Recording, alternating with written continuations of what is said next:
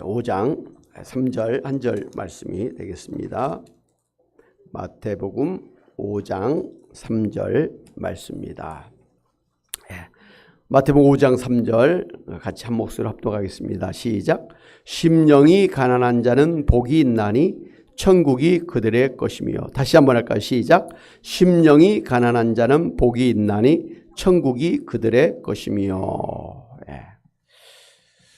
오늘 예수님께서 첫 번째 팔복의 말씀을 하시면서 심령이 가난한 자는 복이 있나니 천국이 그들의 것이며 라고 말씀하셨습니다.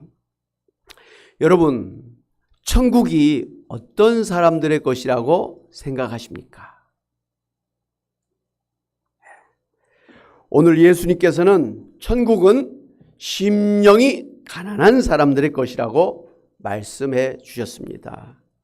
그래서 심령이 가난한 사람이 복이 있는 사람이라고 말씀하신 것이죠. 이 시간 여러분 모두 심령이 가난한 사람이 되시기를 바랍니다. 그래서 복 있는 사람, 천국에 합당한 사람이 되시기를 주님의 이름으로 축원합니다. 아멘. 그런데 이제 예수님이 말씀하신 이 가난하다고 하는 것은 물질적으로 가난한 사람을 말한 것이 아니고 심령이, 그러니까 마음이 가난한, 그래서 영적으로 가난한 사람이라고 말씀하신 것입니다. 다시 말씀드린다면 영적으로 자신이 하나님 앞에서 한없이 부족하고 무능력해서 하나님 앞에 내세울 것이 하나도 없는 죄인임을 깨닫고 고백하는 사람이 바로 심령이 가난한 사람이라는 것이죠. 그래서 예수님이 아니면 천국에 갈 수도 없고, 예수님이 아니면 자신은 아무것도 할 수가 없고, 자신은 아무것도 아니라는 고백을 하는 사람입니다. 그래서 이 심령이 가난한 사람은 영적으로 교만한 사람과 반대인 것입니다. 누가복음 18장에 보면 예수님께서 성전에서 기도하는 바리새인과 세리를 비교하면서 말씀하신 것이 있는데요. 자기를 의롭다고 믿고 다른 사람을 멸시하는 바리새인은 성전에서 두 손을 들고서 하나님이여, 나는 다른 사람들 곧 토색, 불의, 간음을 하는 자들과 같지 아니하고 이 세리와도 같지 아니함을 감사나이다. 나는 일에 2번씩 금식하고 또 소득의 11조를 드리나이다 하면서 자신이 하나님 앞에서 얼마나 거룩하고 열심히 있는 사람인가를 자랑하면서 자기의 기도를 들어주실 것을 요청하는 기도를 드리고 있었습니다. 참 잘난 사람이죠. 그런데 그 시간 성전 기둥의 뒤에서 감히 눈을 들어서 하늘을 쳐다보지도 못하고 다만 가슴을 치면서 하나님이여, 하나님이여 불쌍히 여기소서, 나는 죄인이로소이다 하면서 하나님 앞에 나서지도 못하고 있는 세리가 있었습니다. 예수님은 이 두 사람을 비교하면서 하나님이 기뻐 받으시는 사람은 자신을 하나님 앞에 내세울 것이 하나도 없는 불쌍한 죄인임을 고백하면서 하나님의 은혜를 사모하는 사람이라고 하셨습니다. 그러면서 예수님께서는 무릇 자기를 높이는 자는 낮아지고 자기를 낮추는 자는 높아지리라고 이렇게 말씀해 주셨습니다. 하나님 앞에서 자기를 잘났다고 높이는 사람은 낮춰지고, 하나님 앞에서 자기는 아무것도 아니라고 낮추는 사람을 하나님께서 오히려 높여주신다 이렇게 말씀하신 것입니다. 이와 같이 이제 심령이 가난한 사람이 복이 있다고 하는 것은 사람 중에서는 어느 누구도 하나님 앞에 완전하고 의로운 사람이 없기 때문에 그렇습니다. 모든 사람이 다 죄를 짓고 사는 사람이기 때문에 자신의 의를 내세우면서 하나님께 당당히 나아갈 사람이 없다라는 말씀이죠. 로마서의 1장, 2장, 3장에 강조된 그런 말씀이 있죠. 하나님이 아무리 눈을 씻고 봐도 세상 사람들 중에는 한 사람도 의인이 없고 다 부패하고 타락한 쇳덩어리 사람들이다 라고 말씀하신 것이죠. 그래서 이제 하나님 앞에 나아가는 사람은 오직 하나님 저를 불쌍히 여겨달라고 하면서 하나님의 은혜를 구할 수밖에 없는 사람입니다. 이 사람이 바로 심령이 가난한 사람이죠. 하나님 앞에서 자신은 아무것도 내세울 것이 없는, 아니 하나님 앞에서 천벌을 받아 마땅한 지옥에 가기에 마땅할 그런 죄인입니다 라고 그렇게 생각하고 그렇게 고백하고 그렇게 나아가는 사람이 바로 심령이 가난한 사람입니다.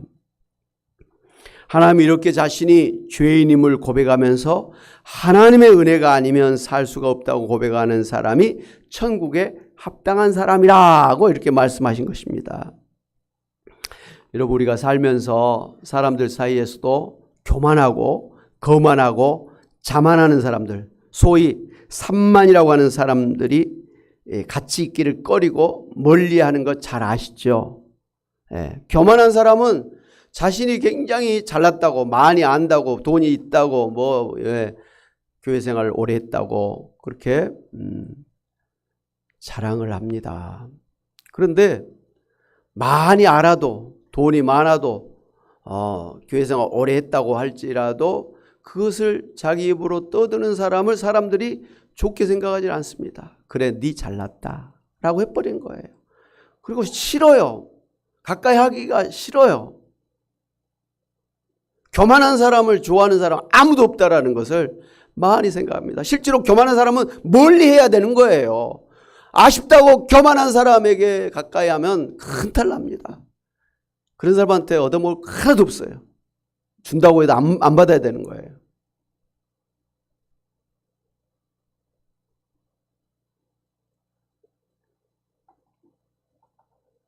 잠언서 16장 18절에 보면 교만은 패망의 선봉이요 거만한 마음은 넘어짐의 앞잡이니라고 하면서 교만하고 거만하고 자만한 사람은 망하게 되고 넘어진다고 그렇게 말씀하셨습니다. 이렇게 자신이 영적으로 가난함을 깨닫고 그리스도께 자신의 부족을 채워주시도록 내어 맡기는 자는 바로 천국의 상속자가 되는 것입니다. 할렐루야. 이제 누가복음 5장에 보면 그동안 이제 자신이 업으로서 잔뼈가 굵은 사람이라고 자부하면서 살아왔던 베드로가 그날 밤에도 깊은 바다에 가서 밤새 그물을 내려서 고기를 잡으려고 했지만 한 마리의 고기를 잡지도 못하고 허탈한 마음으로 새벽에 그물을 정리하고 있었습니다. 그런데 예수님께서 자신이 아무것도 잡지 못했던 그 깊은 바다로 가서 그물을 내려보라고 명령하신 그 예수의 말씀에 순종하였더니 그물이 찢어질 정도로 만선이 된 것을 보고 베드로가 예수님 앞에 무릎을 꿇고 자신은 죄인이니 자신을 떠나시라고 그렇게 고백을 했습니다. 베드로가 이처럼 예수님 앞에 무릎을 꿇고 자신이 죄인이라고 고백한 것은 먼저 밤새 고기를 잡으려고 수고를 했지만 한 마리 고기도 잡지 못한 자신이 얼마나 무기력하고 부족한 사람인가를 깨닫고 자신에 대해서 절망하고 있었기 때문이었습니다. 자신만 바라보고 있는 가족들을 먹여 살려야 되는데 고기를 못 잡았으니 가족들에게 미안하고 더구나 열병을 앓고 있는 장모의 병을 치료해야 되는데 자기가 해줄 수 있는 게 아무것도 없었기 때문에 깊은 자괴감으로 좌절하고 있었습니다. 누가요? 베드로가. 베드로는 이렇게 자신의 인생에 대해서 한없이 무기력하고 절망에 쌓여 있었을 때에 자신의 배에 타서 천국의 복음을 말씀해 주신 예수님의 말씀을 듣고서 깜짝 놀랐습니다. 하나님의 나라가 가까이 왔으니 회개하라. 하나님의 나라가 이미 너희 가운데 임했다 하면서 천국이 임하였음을, 이 천국의 복음을 전할 때 깜짝 놀란 것이죠. 그동안 머릿속으로만, 그리고 멀리 있을 그 천국을 막연하게 기다리고 있었는데 천국이 임했다라고, 천국이 지금 너 가까이 임했다고 하면서 회개하고 천국에 들어가라고 초청하신 예수님 말씀을 듣고 어찌 놀라지 않을 수가 있겠습니까? 여러분, 우리 예수 믿는 사람들도 예수님 믿으면 구원받고 천국 간다라는 생각을 하시잖아요. 믿음이죠. 그런데 아쉬운 것은 예수님 믿어서 구원받았는데 내가 죽은 다음에 저 세상에 있는 천국에 간다고 하는 생각을 가지고 있는 것입니다. 그게 틀린 생각은 절대 아니에요. 왜냐하면 우리가 죽으면 그 죽는 순간에 우리의 영혼이 천국으로 올라가서 하나님 앞에 가니까 틀린 말은 아니에요. 그런데 예수님의 말씀은 죽은 다음에 천국 가는 것뿐만 아니라 지금 예수님이 오신 그때에 천국이 이 땅에 임했다라는 것입니다. 그리고 예수님이 바로 그 천국의 왕이시라는 것을 말씀을 해주셨고, 예수님이 천국의 왕이심을, 이 땅에 하나님의 나라가 임한 것을 증거하는 엄청난 표적들을 보여주셨잖아요. 죽은 자를 살리고 문득병자가 낫고 말이죠. 소경이 눈을 뜨고 절름벌이가 일어나고 거친 파도가 잔잔하게 되고 말이죠. 귀신이 쫓겨나가고 이런 기적을 일으키셨다는 건 바로 천국에서 일어나는 일들이잖아요. 또 그렇게 귀신을 쫓아내고 이 자연 만물을 움직이는 바로 그러한 분은 하나님밖에 없다는 것이기 때문에 예수이 바로 하나님이시다라는 것을 표적으로 보여주신 것이죠. 그렇기 때문에 오늘 예수를 믿고 구원받은 여러분들이 알아야 될 것은 천국은 내가 죽은 다음에 가는 것만 있는 게 아니라 지금 이 세상에서 내가 사는 동안에도 얼마든지 천국의 왕이신 예수님을 모시고 우리가 천국에서 살고 있다는 사실을 알아야 됩니다. 보이지 아니하는 천국이죠. 보이지 아니하는 예수님이죠. 영적인 그런 일이니까. 그러나 오직 믿음으로 보이지 않는 천국을, 보이지 않는 예수님을 마치 보이는 것처럼 생각하면서 인생을 사는 것, 이게 바로 오늘 우리 크리스찬들의 신앙생활이에요. 이게 경건생활이에요. 안 그렇습니까? 머리로만 예수님을 믿고 지식적으로 성경을 알고 형식적으로, 외식적으로, 의식적으로 예배를 드리고 있는 거 아무 소용이 없는 거예요. 너희 가운데 예수님이 있는지 없는지 확증하라, 시험해보라 그랬지 않습니까? 내가 예배 드리는데 내 앞에 예수님이 계시지 않다고 생각하면서 그냥 목사님만 보이고 설교가 목사님의 말로만 들린다면 여러분은 신앙생활을 엉망엉터리로 하는 거예요. 사람이 아니잖아요. 목사는 하나님께서 사용하시는 하나님의 종에 불과한 거예요. 대변자예요. 그렇기 때문에 여러분 이 시간에 예배드리면서 보이지 아니하시지만 예수님이 내 앞에 계시다라는 그런 하나님에 대한 경외심을 가지고 예배 드리셔야 마땅합니다. 그게 바로 이 땅에 임하신 천국의 왕이신 예수님을 경배하는 거예요. 예배하는 거예요. 그런데 여러분 예배 시간에만 예수님을 모시고 살면 안 되지요. 여러분 가정에서, 일터에서 무엇을 하든지 간에 내 앞에 예수님이 계시다. 소위 코람데오, 하나님의 신전의식이죠. 내 앞에 하나님이 계시다고 하는 그런 하나님에 대한 의식을 가지고 남이 보든 안 보든 예수님이 나를 보고 계신다. 이런 생각을 가지고 우리가 하나님 앞에서 신앙생활을 해야 될 줄로 믿습니다. 그런 사람이 어찌 거짓말 하겠습니까? 그런 사람이 어떻게 사기를 치겠습니까? 그런 사람이 어떻게 죄를 지으면서 양심을 속이면서 살 수 있겠습니까? 그런 사람이 어떻게 나는 예수님을 몰라요. 나는 교회 안 다녀요. 나는 교회 권사가 아니에요.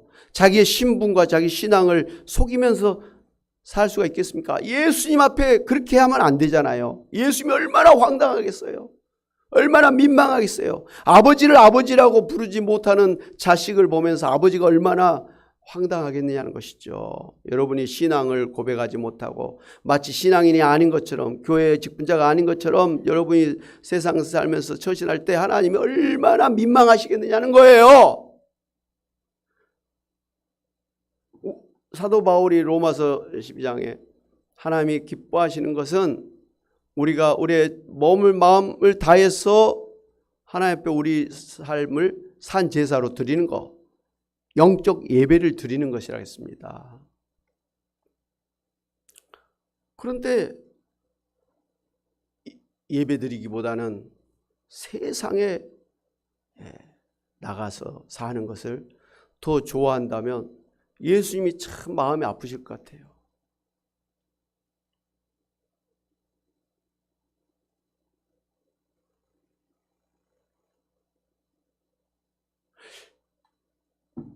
내 자신이 과연 예수님을 나의 주님으로 모시고 예수님과 함께 예수님이 이 땅에 하나님의 나라 천국을 만들려고 애를 쓰고 계시잖아요.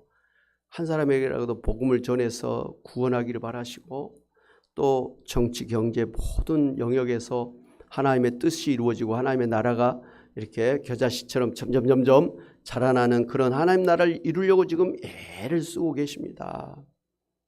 그래서 예수님은 우리가 예수님과 함께 그렇게 복음도 전하고 예수님과 함께 천국을 만들어 가기를 원하시는데 예수님은 그렇게 막 애를 쓰는데 우리가 딴전을 피우고 있다고 한다면 예수님 마음이 얼마나 아프시겠느냐는 것이죠. 저는 목회자로서 분명히 교회 일도 하고 뭐 제자 훈련도 하고 그러는데 참 예수님은 저기 계신데 저는 여기에 있는 것 같은 느낌이 많이 들 때가 있어요. 분명히 하나님 일을 해. 예배도 인도해. 설교도 해. 그런데 예수님은 저쪽을 보고 있는데 저는 이쪽을 보고 있는 것 같은 느낌이 많이 들어요. 내가 뭐 하고 있지? 분명히 목회를 하고 있는데 예수님하고 같은 방향으로 가고 있지 않다고 하는, 바라보지 않고 있어요. 예수님이 전도할 때 저도 전도를 하고 예수님이 기도할 때 저도 기도하고 예수님 말씀을 전할 때 저도 말씀을 전해야 되는데 엇박자가 되고 있는, 딴짓을 하고 있는 것 같은 그런 생각이 들 때가 참 많아서 참 이러면 안 되는데, 옆에서 볼 때는 목사지요.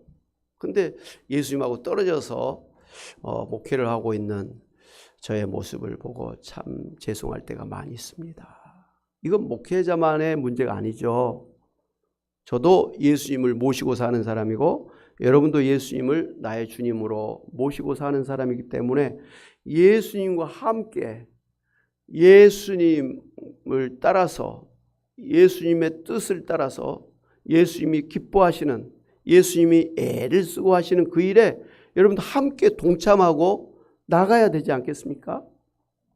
여러분 부부라는 게 그렇잖아요. 각자가 남자 여자 따로 살다가 부부가 되면 같은 방향을 보고 같은 일을 하고 가는 게 부부잖아요. 사랑이라는 게 같은 방향을 보고 같이 가는 거잖아요. 우리가 신앙생활을 한다는 것도 예수님과 함께 예수님이 바라보는 것을 같이 바라보면서 같이 가는 거예요. 예수님 따로 나 따로, 이것은 신앙이 아니에요. 이것은 예수님을 믿고 사는 것이 아니에요. 그렇게 만약 여러분이 신앙생활 한다면 여러분은 엉터리 신앙이에요. 아니, 여러분이 정말 예수님 믿는 사람인지, 여러분 안에 예수님이 정말 계신 사람인지, 예수님 정말 나의 주님이라고 고백하는 그 고백이 진짜인지를 확인할 필요가 있는 거예요. 오죽하면 교회 안에도 말이죠, 예수님 안 믿는 사람이 있다라고 말씀하셨겠어요. 그 사람이 바로 여러분 자신이 될 수 있다는 거 정말 생각해야 되는 것입니다. 내가 신앙생활 잘하고 있는가 돌이켜봐야 되는 것이죠.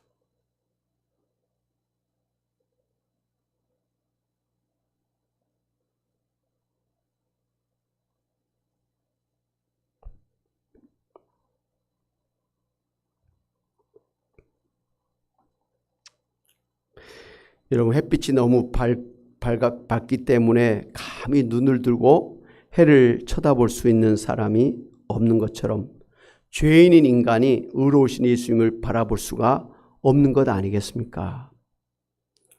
이렇게 의로우신, 그리고 자신보다 더 바닷속을 훤히 보고 계신 예수님을 보고서 자신이 얼마나 부족한 사람인가를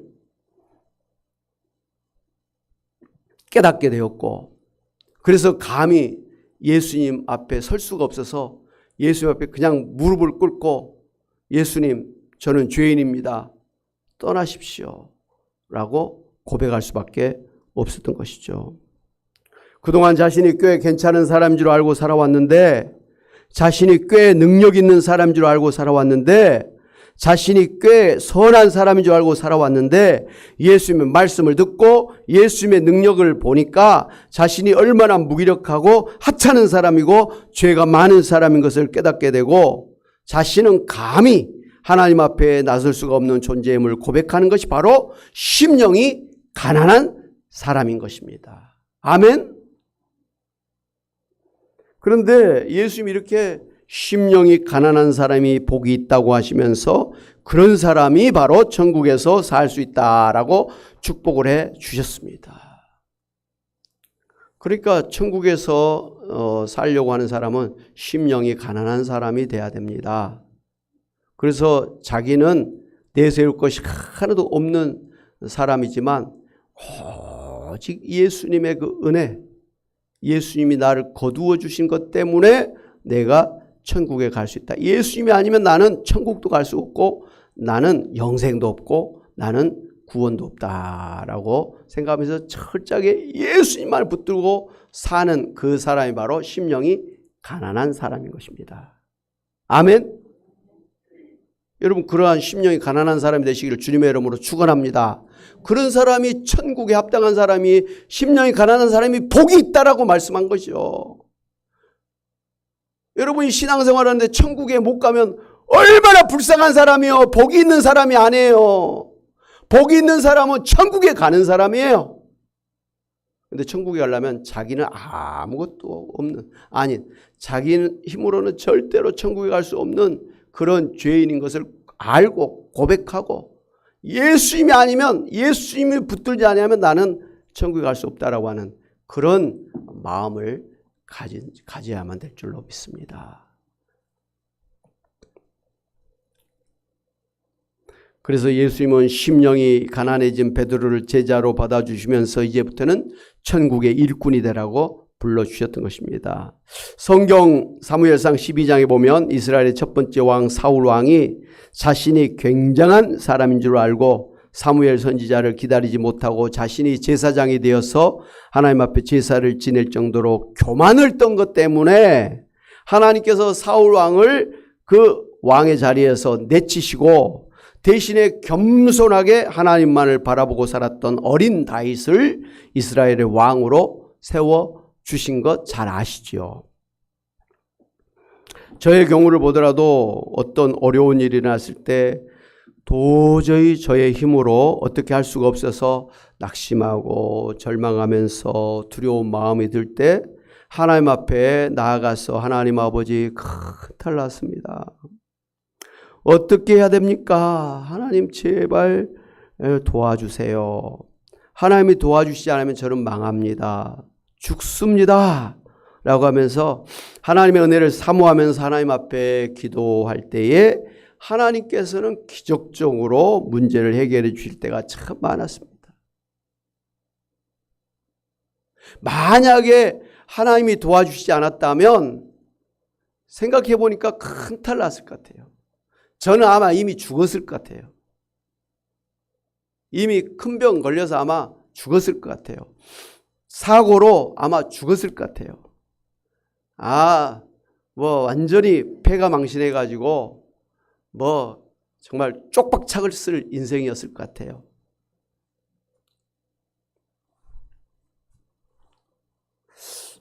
그럼에도 불구하고 제가 이렇게 참 영광스러운 목회자로 목회를 하고 또 이렇게 좋은 분들하고 같이 이렇게 신앙생활하고 사랑하는 아내와 또 참 훌륭한 자식들과 같이 또 부모님 형제 자매들과 같이 이렇게 또 좋은 주변의 친구들과 같이 그래도 행복하게 이렇게 살고 있는 것은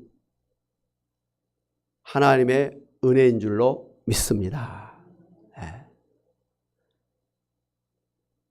뭐 돈이 많으면 더 좋고 몸이 더 건강하면 좋고 자식들이 더 잘 되면 좋고 교회가 막 부흥하고 크면 더 좋겠죠. 근데 그게 아니라도 지금 내가 이렇게 살아있는 자체로 지금까지 이렇게 살아온 자체만으로도 얼마나 정말 감사한지 모르는 것입니다. 이렇게 살아온 자체가 하나님의 은혜인 것을 알기 때문에 감사하지 않을 수가 없는 것이죠. 할렐루야. 저는 이제 이런 일을 겪으면서 하나님께서는 우리의 심령이 가난해져서 오직 하나님의 은혜를 사모하면서 기도하는 것을 좋아하시는구나 하는 사실을 더 깨닫게 됩니다. 사랑하는 여러분, 여러분이 잘나서 하나님의 도움을 받으려고 하지를 않고 자신의 힘으로 여러분의 인생을 살고자 할 때가 영적으로 심령이 교만한 상태임을 아시기 바랍니다. 하나님 없이도 그냥 내가 이렇게 살 수 있다고 생각하는 그때가 가장 위험한 거예요. 교만한 상태라는 거예요. 좀 돈이 있을 때, 좀 건강했을 때, 좀 자식들이 좀 잘 됐을 때, 좀 뭐 내세울 만한 거 있을 때 그때가 교만한 거예요. 그때가 위험한 거죠. 복이 저만큼 떠나간 상태인 것이죠. 하나님께서는 그렇게 영적으로 교만한 사람을 싫어하십니다. 아니 멀리 하십니다. 내쳐버리십니다.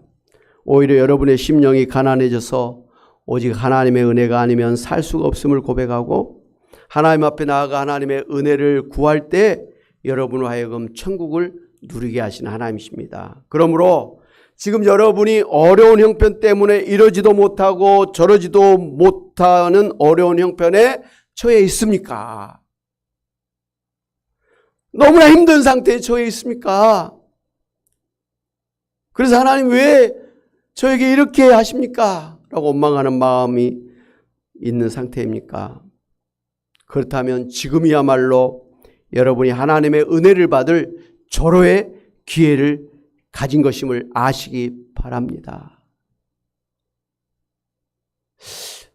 이렇게 돌이켜보면 하나님은 우리의 심령이 가난해지도록 하기 위해서 어떨 때는 재산을 망하게 할 때가 있고 어떨 때는 병이 들게도 하시고 어떨 때는 사고를 당하게 하시기도 하시는 때가 있음을 압니다. 병이 들어야 좀 가난해져야 문제가 생겨야 아이고 내가 이렇게 못났구나.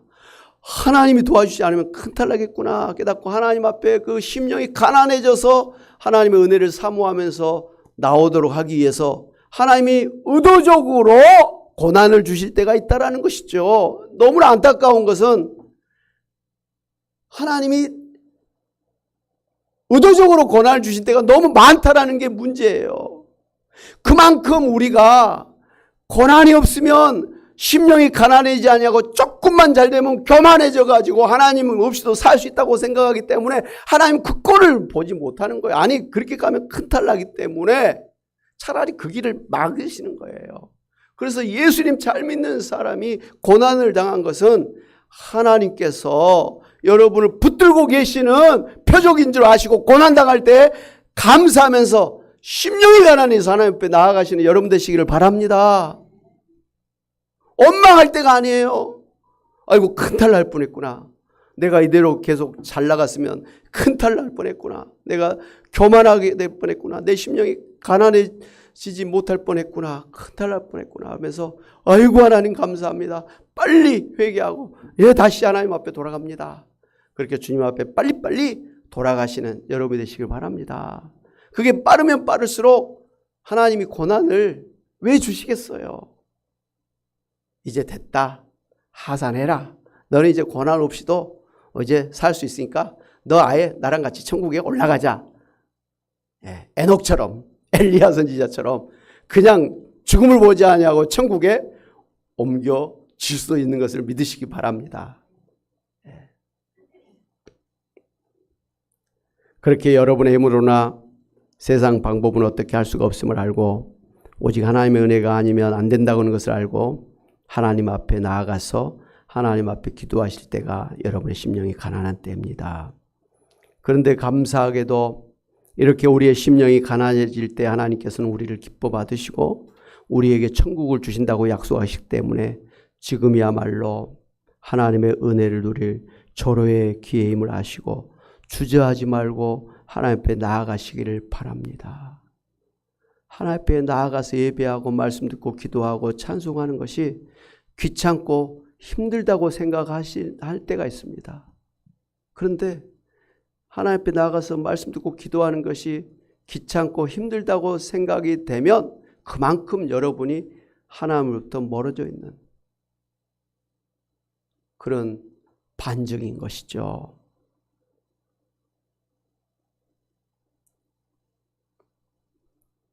하나님 앞에 어쨌든 부지런히 나아가면 살게 될 것입니다. 일어설 수가 있게 될 것입니다. 그러면 병에서 치료받고 나을 수가 있게 될 것입니다. 문제가 해결되고 평안할 수가 있게 될 것입니다. 할렐루야. 여러분 모두 그렇게 심령이 가난하심으로 예수님이 아니면 안 된다고 하는 믿음으로 천국을 누리며 사시는 복이 있는 사람이 되시기를 주님의 이름으로 축원합니다. 아멘. 하나님 아버지, 저희가 예수님 믿고 구원받고 하나님의 자녀라고 천국의 백성이라고 그렇게 고백하면서도 우리의 심령이 가난해지지가 아니하고 오히려 우리의 심령이 교만해져서 예수님으로부터 멀리 떨어져 살았음을 고백합니다. 하나님 앞에 예배드린다고 하면서도 하나님 앞에 직분자라고 하면서도 하나님의 일을 한다고 하면서도 하나님과는 다른 방향에서 하나님과는 멀리 떨어져서 살았음을 고백합니다. 그것이 우리의 의가 되었고 우리의 공로가 되었고 우리의 자랑이 되었음을 고백합니다. 하나님 아버지, 이렇게 예수님이 없는 그런 심령은 그런 심령에서는 천국이 임하지 않을 것을 우리가 잘 압니다. 오직 내 자신을 텅 비워놓고 예수님으로 가득 채울 때 우리 안에 천국이 임하게 될 줄로 믿습니다. 그때 우리 영혼이 잘 되고 우리가 천국을 누리게 될 줄로 믿습니다. 하나님 아버지, 정말 이 팔복의 첫 번째 말씀대로 심령이 가난해지는 것이 복이 있는 줄 알고 그때 천국이 우리에게 임하는 줄 알고 늘 심령이 가난한 저희들 되게 하여 주시옵소서. 하나님, 정말 심령이 가난한, 그래서 우리 안에 천국이 임한 저희 가운데 예수님께서 우리와 함께 하시면서 우리의 인생을 주관하시고 인도하고 계심을 믿습니다. 하나님, 이 시간 우리의 정말 연약한 몸 주님께 맡기오니 주님께서 우리의 몸 치료해 주시고 또 건강케 하셔서 하나님과 함께 열심히 복음을 전하고 교회를 세워나가는 저희들 되게 하여 주옵소서. 하나님, 정말 주님과 함께 부지런히 교회를 세우고 천국을 세워나가기를 원하옵나니 마음껏 또 일할 수 있도록 우리 하나님 필요한 물질로 축복하여 주옵소서. 물질이 없어서 하나님 헌금할지도 못하고 물질이 없어서 구제도 못하는, 물질이 없어서 오히려 꾸는 손길이 되지 아니하도록 하나님 우리에게 물질로 또한 축복하여 주시옵소서. 그러면 주님을 위해 살겠습니다. 주님 영광을 위해서 살겠습니다. 하나님 그렇게 살 수 있도록 이 시간 축복하여 주시옵소서. 감사하고 예수님의 이름으로 기도하옵나이다. 아멘. 할렐루야. 아멘.